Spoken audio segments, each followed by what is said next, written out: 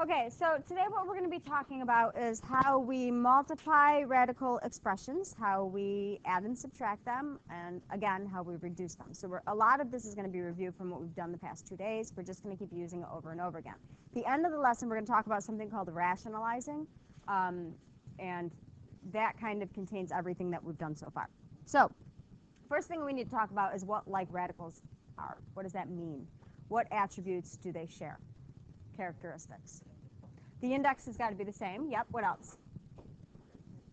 Absolutely. Okay, so same index, same radicand. So in order for you to have like radicals, you have to have the same index, you have to have the same radicand.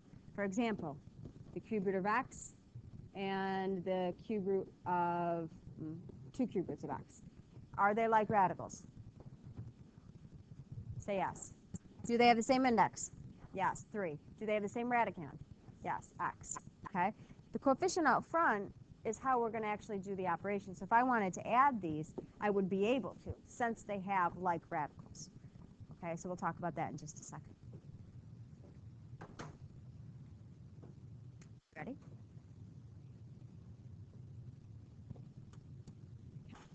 So let's go through these and see if we can do these. I've got 5 cube roots of x minus 3 cube roots of x. Do we have like radicals? So can I add or subtract? Yes. So what am I adding and subtracting here? Yeah, the 5 and the 3, right? So what does this equal? 2 cube roots of x. Okay, you keep that radical, 2 cube roots of x. You're simply adding and subtracting the number out front, or variable, whatever it may be. Okay, 4 square root of 2 plus 5 square root of 3. Can't do it. Why? Not like radicands. We have different radicands. They cannot be added or subtracted. Okay. 2 square roots of 7 plus 3 square roots of 7. 5 square roots of 7. Good. Any problems so far? Should all be familiar from 9th grade, right? 4 square root of xy plus 5 square root of xy. Square root of xy. Good. We okay? Okay. Does it get harder? Yeah. Okay. Sorry, do you need that?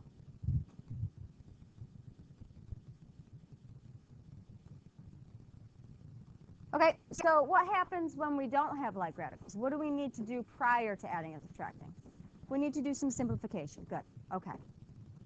Okay, so how would I start? Yeah, let's take the first one. We've got 6 radical 18. How can I break down 18? Good, radical 9, radical 2. Excellent. Let's try the next one. 8. How am I going to break that down? 4 and 2. Great. All right. 72. Say it again. Thank you. 36 and 2. Great. Okay. So the first one, radical 9 is 3. So I wind up with this, right? Okay, what reduces in the second one? Okay. And the third? Good. Do I like the way that's written? It's ugly, right? First term, what is it? 18, radical 2. Second term? 8, radical 2. Good. Third term? 18, radical 2. Great. Do I have like radicals? Absolutely. So I can add coefficients, right? What do I get? Yeah, because what's 18 radical 2 minus 18 radical 2? 0. Okay, 8 radical 2. How do we do? Not bad, right? Okay, so I want you to try the next example.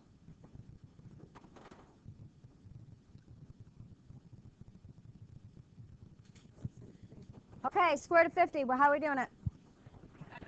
25 and 2. Great. Square root of 32. Great. And 18. Great job. Okay. Square root of 25. You sure it's not the square root of 5? Are you sure? All right, just checking, just checking. Okay. How about here? 3 times 4, which is good. Right, because this is 4, right? And this one here? Yeah. How many of you got that far? No problems. Excellent. Okay.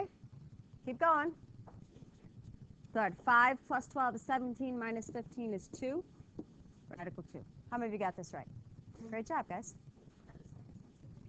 Well, it's going to have some variables in there, but yes. Okay. Let's go on to the next page, guys.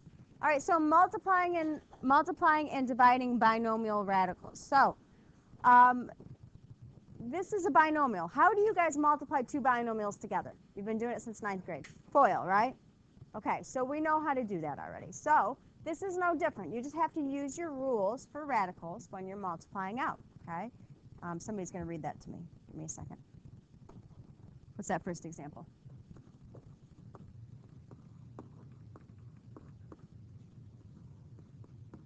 Thank you very much. Okay, so let's go ahead and do that. When we multiply these out, we're going to do our first terms. 3 times 2, which gives us 6. Outer terms, 3 times 4 radical 5. What is it? 12 radical 5. Very good. Okay, 12 radical 5. Inner, 4 radical 5. Great. And last. I'm sorry. I'm sorry. Ooh, just kidding. Just kidding. Ignore me. Ignore me. Here, right here. 8 radical 25. Right? 2 radical 5 times 4 radical 5. Yeah. Numbers out front, radicands. 8 radical 25. What's radical 25? 5. Okay, so I did radical 5 times radical 5, which told me it was radical 25, which equals 5. What do you notice? 5. Where's that 5? It's everywhere, right? So couldn't I just say radical 5 times radical 5 is 5? So what if it was radical 8 times radical 8? What is it? 8. How about radical 7 times radical 7? What is it? Get my point? Okay, save you a step. All right, so we have 6 plus, what should I do? Add, which gives me 16 radical 5 plus 40. Good. Thank you. Good. 46 plus 16 radical 5. Do you notice where the radical is? At the end. It should always be there. Okay? Please don't write it first. It's just how we write things. Why am I keeping the 6? You sure? Okay. Can I combine 46 and 16? Why not? They're not like radicals, right? I can't add something together if it doesn't have a radical 5 tacked onto it. Okay? They're not like radicals. Good. How do we do with that one? All right. What's the next example? Radical 2 plus. Just kidding. Radical 2 minus. Quantity squared. What does that squared mean? The whole 2 expressions. I got to write it out twice, right? You mean I can't just distribute through that squared? Think so? Can I? Is it the same thing? It's a good question, isn't it? All right, so I want to know, is this the same thing as this? Is it? I want you to find out. Go ahead and FOIL that out, and then we'll talk about this. So I want to know, does it equal? Is it the same thing? Okay, so when we multiply this out, radical 2 times radical 2. 2. Remember? We talked about that. Okay. Radical 2 times negative radical 3. Good. Negative radical 6. Negative radical 3 times positive radical 2. Negative radical 6 again. And negative radical 3 times negative radical 3. Positive 3. Okay? So I've got 2 plus 3 is 5, and I have negative radical 6 minus radical 6. All right, let's say you borrow $1 from me today. Then you borrow another $1 from me tomorrow. How much do you owe me? $2. So you mean when you borrow $2 from me, it doesn't cancel out? Right, so let's think about this. So -1 minus 1, -2. So minus 2 radical 6. Guys, remember, if there's nothing in front of that radical, there's always a 1. Okay, it's 1 times the radical. So we get 5 minus 2 radical 6. How many of you got this? Okay, so now let's look over here. We're still questioning, right? What's the square root of 2 squared? 2. What's the square root of 3 squared? What's 2 minus 3? Are they the same? Absolutely not. Okay? This does not mean this. Okay? You can't do it. Please don't. All right? They're two completely different things, so I need you to understand that. So are you ever just going to square what's in there? No, you're not. Okay? You have to FOIL it out. Okay. All right. Let's move on. Okay, so we're going to use multiplying binomials when we're talking about something called the conjugate, okay? The conjugate is very, very simple. If I have, let's say, a minus the square root of b, the conjugate of a minus the square root of b is a plus the square root of b. How did it change? It's like an arrow. How did it change? Just the sign in the middle changed. So did the sign out front of the a change? You sure? How about the sign underneath the radical? That changed? So what changed? Just this. Are you ever going to change anything else? No. Okay, so you just take that middle sign. If it's a plus, you're going to make it a. And if it's a minus, you're going to make it a. Okay, that's the conjugate. Okay? The conjugate is actually really important because what the conjugate does for us is it helps us eliminate radicals. Okay? When we're talking about fractions, we cannot have radicals in the denominator of a fraction. We can, but we don't want them, okay? The value is the same, but apparently they're mathematically ugly, whatever, so we need to know how to work with them, okay? So in order to get rid of the radicals, we have to know how to multiply by the conjugate. Got it? So let's look at what that looks like. If I have 2 plus radical 3, and I have its conjugate 2 minus radical 3, something really interesting happens when I multiply that out. Okay, so I'm going to have you multiply it out and see what happens. You're going to tell me. Okay, so go ahead and FOIL 2 plus radical 3, 2 minus radical 3, and see what happens. Okay, so first terms, you get 4 outer minus 2 radical 3. Remember, it's 2 times a negative radical 3. That's where that negative is coming from. Inner plus 2 radical 3, and last, minus 3. What happens?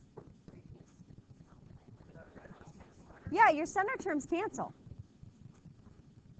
You borrow $1, you give the $1 back. How much do you owe? Okay, so now I have 4 minus 3, which is just, so what happened to my radicals? Gone. So that's the point of the conjugate. Every single time you multiply something by its conjugate, those center terms are going to cancel out. That's the point of it. Okay, so do you have to FOIL the whole thing out every time? No, you really only have to do the first and the last because those center terms are never going to be there. Okay, so when do we use this? When you have something that looks like that. Okay, do I like it? No, because there's a radical in the denominator. I don't want it there, so I have to get rid of it. Okay, how do I get rid of a radical? I multiply by the, what do we call it?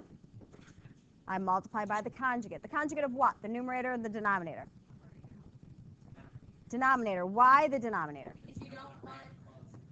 I don't want the radical in the denominator. So I have to take the denominator and multiply it by the conjugate. Now, do I want to change the value of this? No. So what can I multiply anything by that won't change the value? 1. Okay, so if I'm multiplying by the conjugate, what's my conjugate?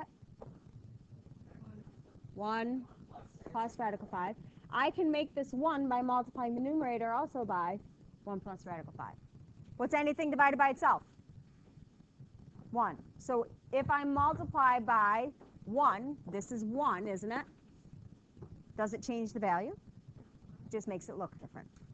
Okay? All right, so we're going to multiply by the conjugate. So in the numerator, do I have to FOIL the whole thing out?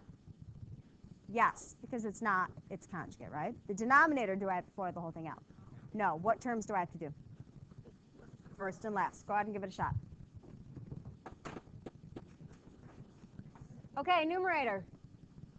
First, 3 times 1 is 3 times radical 5. 1 times radical 5. And radical 5 times 5, radical 5. Did we get that? Who's talking while I'm talking? Marissa. Denominator. First and last, right? 1 times 1. Negative radical 5 times a positive radical 5. Good. How many of you got that far? Great. Numerator, what do we get? 8 plus denominator. Am I done? No. Why not? I can have a negative anywhere I want. No, I can't cancel the 4's. What else can divide by negative 4? 8 can divide by negative 4. What else? The 4. Okay, now, if you could simplify, you need to. Here's how simplification works. Your denominator, which in our case is 4, has to divide into both terms in the numerator, meaning the 8 and the 4. Does it? Yes. How about if it only divided into the first term, the 8? And you can't. You leave it alone. Okay? So 8 divided by negative 4 is negative 2. 4 divided by negative 4 is negative 1.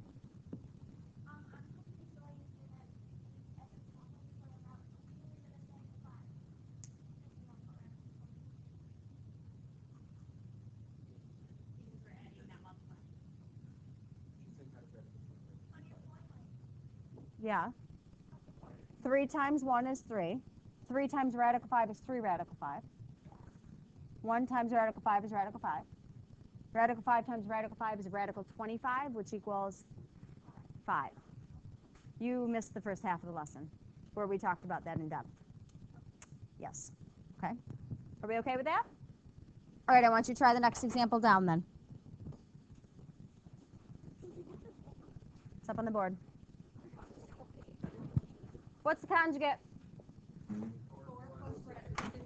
Good. 4 plus radical 15. It's always the denominator with that sign switched. I have 4 plus radical 15 over 4 plus radical 15. When we multiply out the numerator, what do I get?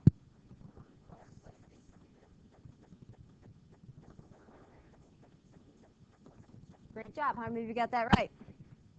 Good. Denominator. Good, honey. Denominator, what do we get? 16 minus 15. Excellent. 16 minus 15? 1. Numerator, combined like terms, what do you get? Awesome. How many of you got it right? Great job. How many of you didn't have time to finish because I moved too fast? Okay. Sorry about that. Take your time, guys. Okay, I got a couple more examples we want to get through. These should be quick. Okay? Now, what happens when we want to rationalize something that isn't a binomial? Okay, it's just one term. So let's say I have 2 over the square root of 6. What could I multiply? I know you don't have it. Write it down. What could I multiply the square root of 6 by to get rid of it? Does it have to be negative? No. When you're dealing with just one term, you don't need to switch the sign. Okay? If I multiply this by radical 6, what's radical 6 times radical 6? 6. Remember, I got to multiply by radical 6 over radical 6, because what's that equal? 1. Okay? So when we multiply this, we get 2 radical 6 over 6. Did that rationalize it? Sure. Not bad, right? So what do you just need to think about, what do I need to multiply it by to get rid of it? Okay? Does this reduce to what? Yeah, radical 6 over 3. All right, so let's get a little bit harder. Of course. Do we want radicals in the denominator? Whoever just said, what's the point of doing that? Yeah. I wasn't calling you out. I just didn't know who said it. Okay, 4 over cube root of 4. So again, I need you to be careful. What's the index? Cube. So I'm looking for perfect cubes. What's my next biggest perfect cube? Bigger than 4. 8. So what could I multiply cube root of 4 by? 2. Cube root of 2. Because that'll turn it into a perfect cube, won't it? Isn't that the goal? I want a perfect cube. Okay? You need to know your perfect cubes. You have to have them memorized. There's no excuse for that anymore. Memorize them. Okay? Cube root of 4 times cube root of 2 gives me cube root of 8. 4 cube root of 2. What's the cube root of 8? 2. Did that rationalize it?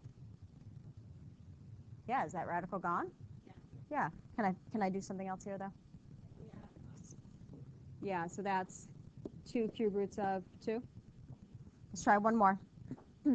4 over cube root of 9. Again, perfect cubes. What's a perfect cube that I could turn 9 into? No? 27. Good. 27 is our perfect cube, right? So what would I have to multiply 9 by to get 27? Yeah, so cube root of 3, cube root of 3. 4 cube roots of 3 over cube root of 27.